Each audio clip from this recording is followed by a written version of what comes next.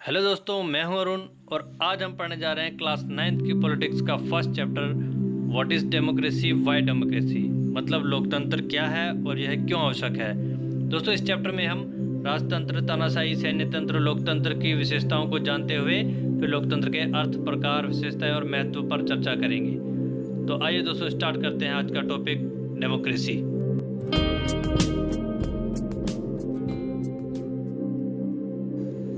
शुरुआत करेंगे form of government से, मतलब शासन के प्रारूप जो है, जो प्रकार है, उसी से हम लोकतंत्र की डेफिनेशन को बड़े अच्छे से समझ पाएंगे। दोस्तों, आपने सुना होगा राजतंत्र, तानाशाही, सैन्य तंत्र, लोकतंत्र, जिसे इंग्लिश में monarchy, dictatorship, army rules and democracy कहते हैं। तो आज हम समझते हैं कि ये आखिरकार है क्या, इन सब में क्या अंतर है। सबसे पहले बात करेंगे मोनार्की सिस्टम की। मोनार्की सिस्टम क्या होता है, जिसे हिंदी में राजतंत्र कहते हैं। इसका मतलब ये होता है एक शासन का एक ऐसा प्रारूप, ऐसी व्यवस्था जिसमें किंग या क्वीन के हाथ में ही सारी पावर होती है और वही सारे नियम कानून बनाते हैं, वही पूरे देश को चलाते हैं। हालांकि आज पूरी तरह से सारी पावर किंग और क्वीन के पास नहीं है, लेकिन आज भी हमारे विश्व में कुछ देश ऐसे हैं जिनमें मोनार्की सिस्टम मतलब राजतंत्र बना हुआ है। जैसे ही हम राजतंत्र के एग्जाम्पल की बात करते हैं तो सबसे पहले नाम आता है क्वीन एलिजाबेथ सेकंड का। ये जो पिक्चर आप देख रहे हैं, ये क्वीन एलिजाबेथ सेकंड है, जो कि यूके, यूनाइटेड किंगडम की क्वीन है। यहाँ आज भी मोनार्की सिस्टम बना हुआ है, लेकिन व्यवस्था पहले से कुछ बदली हुई है। पहले किंग और क्वीन के हाथ में ही सारी पावर होती थी, कोई गवर्नमेंट थी ही नहीं, लेकिन आज इनके पास पार्लियामेंट्री फॉर्म ऑफ गवर्नमेंट भी है, जिसके हाथ में रियल पावर है। लेकिन मोनार्की सिस्टम के जो किंग और क्वीन आते रहते हैं, उनको भी कुछ पावर्स इन्होंने दे रखी है, लेकिन ये नामात्र की है। तो हमें ध्यान ये रखना है कि इन्होंने किंग और क्वीन को बनाए रखा है, तो जहाँ किंग और क्वीन होते हैं उसे मोनार्की सिस्टम कहते हैं। फिर बात करते हैं नेक्स्ट डिक्टेटरशिप मीन्स तानाशाही की। तो तानाशाही का मतलब होता है कि ऐसी शासन व्यवस्था जिसमें किसी एक व्यक्ति विशेष के हाथ में सारी पावर होती है और वो अपनी मर्जी से पूरे देश को चलाता है, अपने ही नियम कानून बनाता है। जैसा कि आपने सुना होगा एडोल्फ हिटलर, उससे पहले नेपोलियन, ये कुछ ऐसे तानाशाह थे। आज भी आप न्यूज़ में देखते होंगे किम जोंग जो है वो नॉर्थ कोरिया से तानाशाह है, और हिटलर जो कि जर्मनी से था, और नेपोलियन जो कि फ्रांस से था। ये कुछ ऐसे एग्जाम्पल्स हैं जिन्होंने अपने देश की सारी व्यवस्था अपने हाथ में ले ली और खुद ही उसके सारे नियम कानून बनाए और खुद अपने हिसाब से उस देश को चलाया। तो एडोल्फ हिटलर डिक्टेटरशिप का एक एग्जाम्पल है, जो कि जर्मनी से था। फिर हम बात करते हैं आर्मी रूल्स मतलब सैन्य तंत्र की। तो सैन्य तंत्र एक ऐसी शासन व्यवस्था होती है जिसमें जो आर्मी चीफ होते हैं वो उस देश की सारी कानूनी व्यवस्था को अपने हाथ में ले लेते हैं, पूरी सत्ता को अपने हाथ में ले लेते हैं और खुद ही पूरे देश को चलाते हैं, कोई गवर्नमेंट बनने ही नहीं देते। इसको आर्मी रूल्स कहते हैं। जैसा कि पाकिस्तान में ज़्यादातर शुरुआत से ही होता आया है, उनके वहाँ गवर्नमेंट कम चलती है और सैन्य तंत्र ज़्यादा चलता है। जो आर्मी चीफ हैं वो पावरफुल हो जाते हैं, गवर्नमेंट को गिरा देते हैं, अपने हाथ में सत्ता ले लेते हैं। जैसे 1999 के लगभग परवेज़ मुशर्रफ, ये जो पिक्चर आप देख रहे हैं ये परवेज़ मुशर्रफ की है। इन्होंने भी पाकिस्तान को अपने हाथ में ले रखा था एज आर्मी रूल्स मतलब सैन्य तंत्र के तौर पर। उसके बाद बात करेंगे हम डेमोक्रेसी। इससे पहले जो तीनों फॉर्म थे उनमें हमने देखा यहाँ किंग और क्वीन अपने हाथ में पूरे देश को लिए हुए है, यहाँ जो तानाशाह है एक व्यक्ति विशेष वो पूरे देश को अपने हाथ में लिए हुए है, यहाँ जो आर्मी चीफ है वो पूरे देश को अपने हाथ में लिए हुए है। कहीं पर भी लोगों की जो चाह है, लोग जिसे चाहते हैं उससे शासक नहीं बनने दिया गया।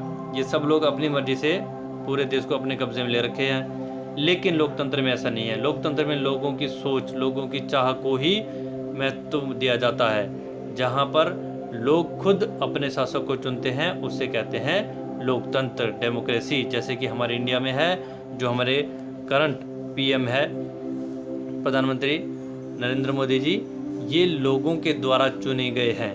तो जहाँ पर देश के मुखिया को, देश के शासकों को जनता खुद चुनती है उसे डेमोक्रेसी कहते हैं, मीन्स लोकतंत्र कहते हैं। तो अब इन सभी एग्जाम्पल से आपको डेमोक्रेसी भी अच्छे से समझ में आया होगा और राजतंत्र, तानाशाही, सैन्य तंत्र क्या होता है ये भी समझ में आया होगा। बढ़ते हैं अगले टॉपिक की तरफ। सबसे पहले देखेंगे हम डेफिनेशन ऑफ डेमोक्रेसी, मतलब डेमोक्रेसी का अर्थ क्या है, परिभाषा क्या है।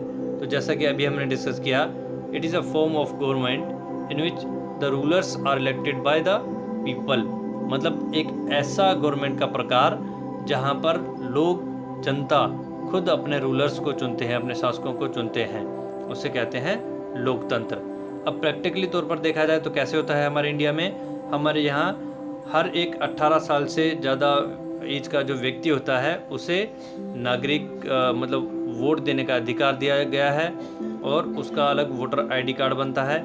इस तरीके से वोट के दिन वो लाइन में लग करके वोट देने आते हैं। पहले तो बैलेट पेपर मतलब पेज पर एक अपने उम्मीदवार और उसके चुनाव चिन्ह को लिख करके वोट दिया जाता था, लेकिन अब उसको चेंज करके ईवीएम द्वारा, ईवीएम एक मशीन है जिसमें सारे उम्मीदवारों के नाम और चुनाव चिन्ह लिखे होते हैं उनके सामने, और जिसको भी आपको वोट देना उसके सामने वाला बटन दबाना है, उसको वोट चला जाता है इस मशीन द्वारा। इस तरीके से लोग अपना जो पसंदीदा उम्मीदवार है उनको चुनते हैं और सारे उम्मीदवारों को चुन करके हम देश की विभिन्न प्रकार की सरकारों का चयन करते हैं, इसे ही इलेक्शंस कहते हैं। तो ये होगी डेमोक्रेसी, जो कि इलेक्शन के बेस पर जनता अपने शासकों को चुनती है। अब बात करते हैं टाइप्स ऑफ डेमोक्रेसी, मीन्स लोकतंत्र के प्रकार।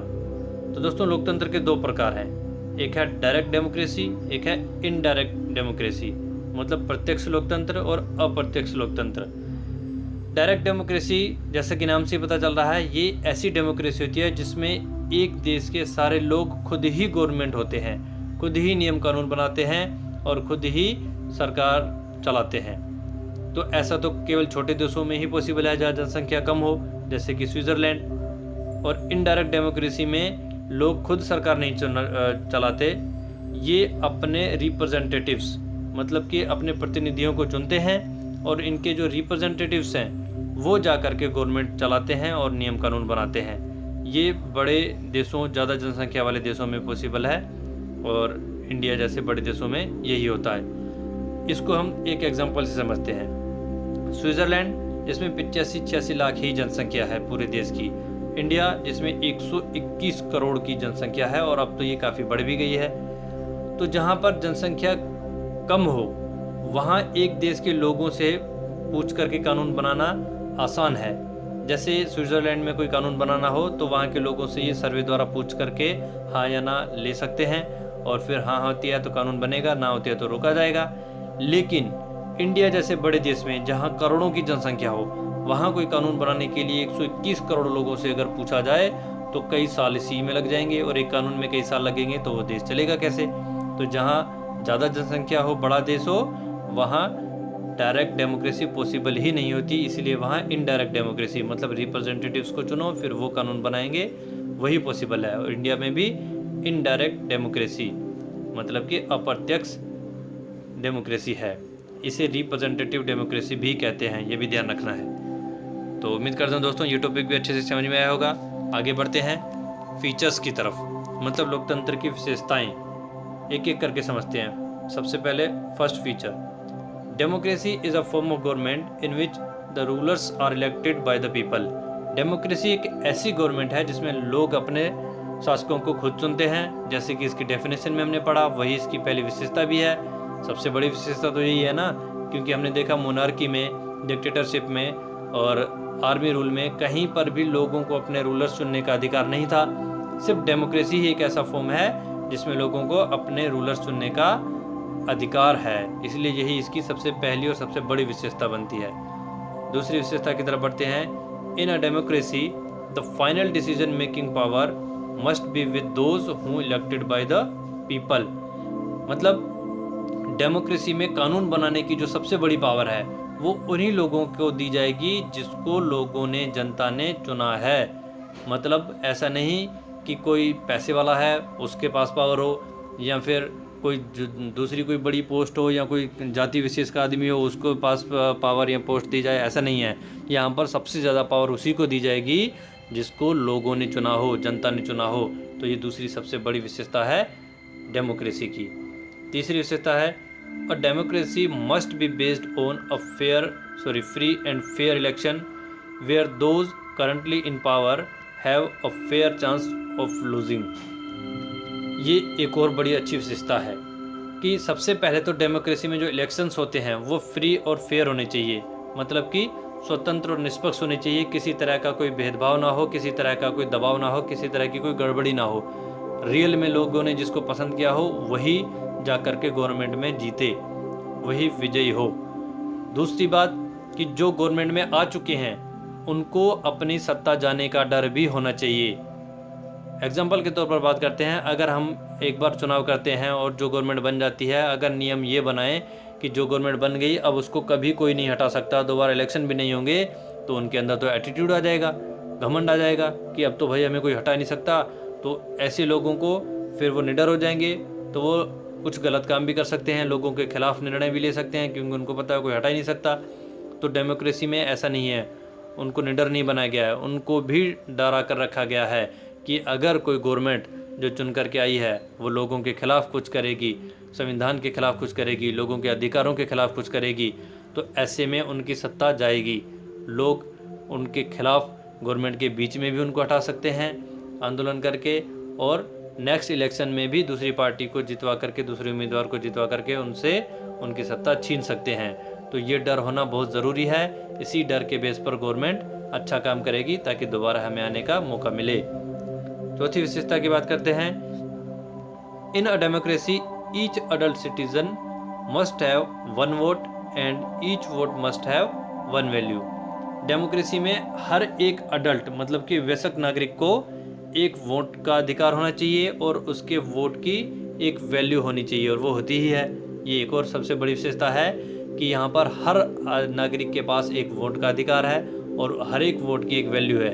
अब एक वोट की वैल्यू कैसे है? ऐसे तो नहीं देखा जा सकता कि एक वोट ही जिसने ले लिया तो समझो वो प्रधानमंत्री बन गया। हालांकि वोट तो उसको काफ़ी लेने हैं, लेकिन एक एक करके, बूंद बूंद करके ही तो घड़ा भरता है ना। और कई बार दो उम्मीदवार अगर बराबर वोट में आ जाए और फिर किसी को एक वोट एक्स्ट्रा मिल जाए तो वही विजयी माना जाएगा। तो इसीलिए एक एक वोट की अपनी वैल्यू होती है, एक एक वोट को जुटा करके ही कोई अपनी गवर्नमेंट बना सकता है। और नेक्स्ट पॉइंट की तरफ बढ़ते हैं। फिफ्थ जो फीचर है, a democratic government rules within limits set by constitutional laws and citizens rights. तो फिफ्थ पॉइंट ये बताता है कि जो डेमोक्रेटिक गवर्नमेंट है, जो लोकतांत्रिक सरकार है, वो संविधान के द्वारा जो लिमिट्स सेट की गई है, जो लिमिट्स तय की गई है, उनके अंडर में रह करके ही शासन करती है। मतलब संविधान ये कहता है कि कोई भी सरकार आएगी तो वो नागरिकों के अधिकार को रक्षा करते ही काम करेगी। ऐसा नहीं कि उसके पास पावर है तो वो नागरिकों की सुरक्षा नहीं करेगी या अपने मनमर्जी से कानून कर काम चलाएगी, ऐसा नहीं है। संविधान जो कहता है, नागरिकों के अधिकार जो कहते हैं, उसके अकॉर्डिंग ही गवर्नमेंट को काम करना पड़ेगा। तो ये डेमोक्रेसी की खास विशेषता है। ये सारी विशेषताएं ना आपको मोनार्की में मिलेगी, ना आपको डिक्टेटरशिप में मिलेगी, और ना ही आर्मी रूल में मिलेगी। तो इसीलिए ये सारी खास विशेषताएं हैं डेमोक्रेसी की। उम्मीद करता हूँ दोस्तों अच्छा लगा होगा। नेक्स्ट टॉपिक, इम्पोर्टेंस मीन्स महत्व, कि ये जो डेमोक्रेटिक गवर्नमेंट अभी हम पढ़ चुके हैं, इसके क्या महत्व है, इम्पोर्टेंस क्या है। तो पहला point, democracy enhance the dignity of citizens. मतलब लोकतंत्र जो है वो लोगों की गरिमा को बढ़ाता है, उनके लिए एक तरह से प्राउड का मूवमेंट लाता है। कैसे गरिमा को बढ़ाता है? अगर हम बात करें मोनार्की में, तो मोनार्की में जो जनता रह रही है, क्या उनकी कोई वैल्यू है? क्या कोई वैल्यू नहीं है। जो किंग और क्वीन चाहेंगे वही होगा। सेम ऐसा डिक्टेटरशिप में भी जो तानाशाह चाहेगा वही होगा, और आर्मी रूल्स में भी जो आर्मी चीफ चाहेगा वही होगा। आम लोगों की, आम जनता की कोई वैल्यू नहीं है। लेकिन डेमोक्रेसी में आम लोगों की वैल्यू है, क्योंकि गवर्नमेंट को भी पता है अगर हम आम लोगों की खुशी के लिए उनके अच्छे काम नहीं करेंगे तो नेक्स्ट टाइम हमें वो नहीं जितवाएंगे। तो यहाँ पर आम लोगों की वैल्यू है, उनकी डिग्निटी को बढ़ाया गया है। इसीलिए कहते हैं डेमोक्रेसी लोगों की, आम जनता की डिग्निटी को बढ़ाती है। Second point, democracy improves the quality of decision making मतलब कि चुनाव निर्माण प्रक्रिया। डेमोक्रेसी जो है वो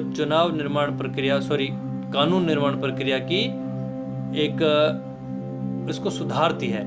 मतलब एग्जाम्पल के तौर पर समझते हैं, मोनार्की में क्या था, कोई कानून निर्माण प्रक्रिया नहीं है, जो किंग और क्वीन ने कह दिया वही कानून है। ऐसे ही जो तानाशाह ने कह दिया डिक्टेटरशिप में वही कानून है, और आर्मी चीफ ने जो कह दिया आर्मी रूल्स में वही कानून है। उसको कोई उसके खिलाफ ऑब्जेक्शन भी नहीं ले सकता, कोई विचार विमर्श नहीं कर सकता, कोई सुधार नहीं कर सकता। जो उन्होंने कह दिया, चाहे सही हो या गलत हो, मानना ही है लोगों को।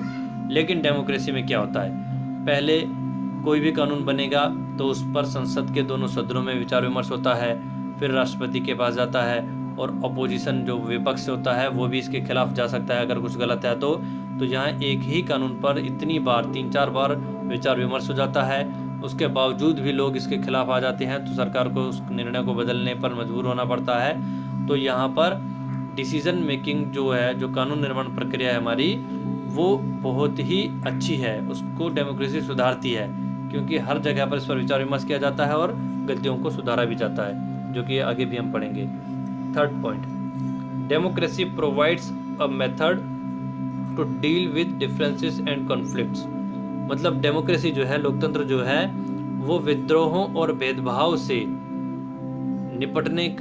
निपटने की विधि बताता है। मतलब आप फिर बात करते हैं एग्जाम्पल से ही, मोनार्की सिस्टम में कोई विरोध होता है तो वो सीधे सैन्य तंत्र अपनी आर्मी से ज़बरदस्ती लोगों को मारपीट करके दबा देते हैं, लेकिन डेमोक्रेसी में ऐसा नहीं है। अगर कहीं विद्रोह होता है, कहीं कोई भेदभाव की भावनाएं उठती है, तो लोगों की बात को सुना जाता है और उनकी बातों पर उनके खुशी के लिए कानून बना करके उस पर अमल भी किया जाता है और इस नए तरीके से सारे विद्रोहों को दबाया भी जाता है। तो डेमोक्रेसी ने हमें कुछ नए तरीके से कहा है कि बिना खून खराबे, बिना मार काट के आप लोगों की बात को सुनो और उनकी समस्याओं का समाधान करो। तो ये सब कहाँ से सीखने को मिलता है? डेमोक्रेसी से, इसीलिए ये इम्पोर्टेंट है। Fourth, a democratic government is a better government because it is a very accountable form of government. Democratic जो है ये बाकी से बेहतर है। क्यों? क्योंकि इसी में लोगों के प्रति जवाबदेही होती है। मोनार्की, डिक्टेटरशिप, रूलर्स और जो आर्मी रूल्स हैं उनमें वो लोगों की, जनता की परवाह नहीं करते, लेकिन डेमोक्रेसी में जनता की परवाह की जाती है। इसी को कहते हैं अकाउंटेबल होना, जनता के प्रति जवाबदेह होना। तो ये जो लोगों की परवाह करती है, इसीलिए ये बाकियों से अच्छा और बेहतर विकल्प है। फिफ्थ पॉइंट की बात करते हैं, democracy is a better than other forms of government because it allows us to correct its own mistakes. जैसे कि हम सेकंड पॉइंट में भी डिस्कस कर चुके हैं कि डेमोक्रेसी बाकी सब फॉर्म ऑफ गवर्नमेंट से अच्छी है क्योंकि इसमें अपनी मिस्टेक्स को सुधारने का मौका होता है। अगर कोई कानून गलत है तो संसद के एक सदन में उसके खिलाफ विरोध हो सकता है, वहाँ नहीं हुआ तो दूसरे में हो सकता है, वहाँ भी नहीं हुआ तो जो अपोजिशन विरोधी दल होते हैं वो कर सकते हैं, और कहीं भी नहीं हुआ तो फिर राष्ट्रपति भी कर सकता है साइन करने से पहले, वहाँ भी नहीं हुआ तो जनता के पास भी अधिकार है गलत कानून के खिलाफ आवाज़ उठाने का।